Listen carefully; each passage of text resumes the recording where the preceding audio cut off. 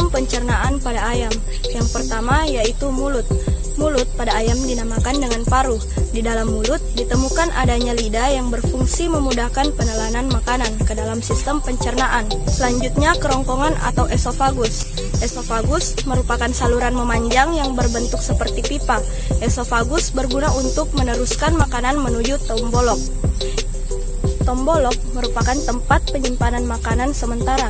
Sebenarnya, tombolok hanyalah diferensiasi dari esofagus yang mengalami pembesaran. Yang keempat, proventiculus, lambung sejati pada ayam. Di dalam proventiculus terjadi pencernaan enzimatis yang melibatkan sekresi asam klorida, ACL, enzim, pepsin, dan cairan getah untuk mencerna protein. Yang selanjutnya ada pankreas. Pankreas terletak pada lingkaran duodenum pada usus halus. Pankreas berfungsi sebagai pengendapan eksokrin dan endokrin. Yang keenam ada hati.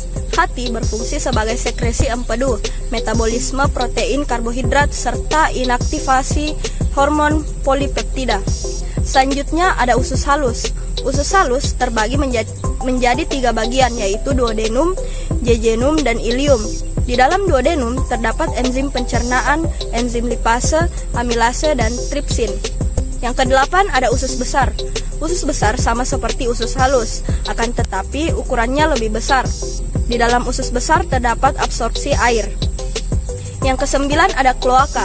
Kloaka merupakan saluran akhir pencernaan yang berfungsi sebagai saluran akhir sistem pencernaan pada ayam.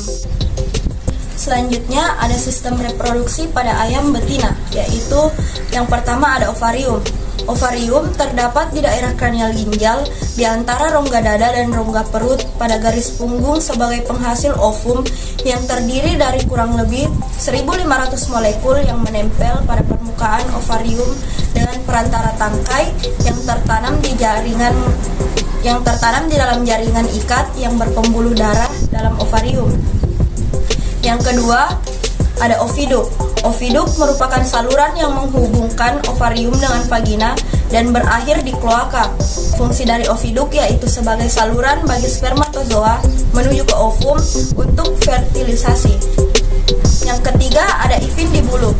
Epindibulum merupakan bagian paling kranial atau depan dan teratas dari oviduk dengan panjang 9 cm yang berfungsi sebagai tempat ovulasi, fertilisasi, dan pemasakan ovum. Yang keempat ada magnum. Magnum merupakan saluran lanjutan dari oviduk yang panjang sekitar 33 cm yang berfungsi untuk proses perkembangan telur, tempat disekresikannya argumen telur serta menghasilkan albumin sehingga memiliki dinding yang tebal dan berlipat. Yang kelima ada isthmus. Isthmus memiliki panjang 10 cm dengan diameter yang lebih kecil daripada magnum, biasa disebut dengan penyempitan. Isthmus berfungsi sebagai tempat terbentuknya membran sel atau selaput kerabang lunak. Yang selanjutnya ada uterus. Uterus merupakan bagian oviduk yang melebar dan berdinding kuat dengan panjang 10-12 cm. Uterus berfungsi sebagai tempat perkembangan telur paling lama sekitar 18-20 jam. Selanjutnya ada vagina. Vagina merupakan bagian paling belakang dari oviduk dengan panjang 12 cm. Vagina diakhiri dengan adanya bentuk kloaka di bagian akhir saluran reproduksi. Yang terakhir, organ respirasi pada ayam. Yang pertama, lubang hidung. Lubang hidung adalah awal dari saluran pernafasan ayam, berfungsi untuk mengambil udara untuk bernafas. Terdapat bulu-bulu halus di dalamnya yang digunakan untuk menyaring udara, kotoran, debu, serta bakteri yang masuk. Yang kedua, laring. Laring adalah organ yang paling dekat dengan trakea, berfungsi untuk mencegah masuknya benda asing dan jalan masuk udara selama inspirasi, membantu dalam proses menelan, serta mengatur suara. Kemudian, udara akan disalurkan ke trakea.